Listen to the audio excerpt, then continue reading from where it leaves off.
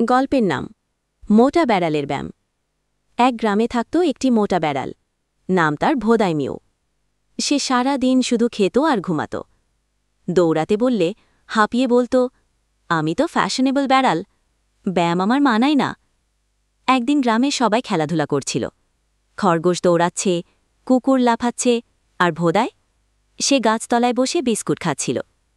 হঠাৎ এক পাখি ডেকে বলল, ভোদাই, তোমার পেট এত বড় যে তুমি নড়তেই পারো না।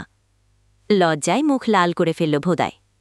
পরদিন ভোরে সবাই দেখল ভোদাই দৌড়াচ্ছে, সাইট আপ দিচ্ছে, দড়ি লম্বাচ্ছে। বাচ্চারা জিজ্ঞেস করল, কি হয়েছে হঠাৎ? ভোদাই বলল, আমি এখন ফিটনেস বেড়াল, মোটা থাকলে মাছও ধরতে পারি না। সবাই হেসে গড়াগড়ি খেয়ে বলল, ভোদাই বদলেছে, ওরে বাহ! এবার থেকে ভোদাই শুধু খায় না, ব্যায়ামও করে, আর সবার প্রিয় ফিটমিও হয়ে উঠেছে।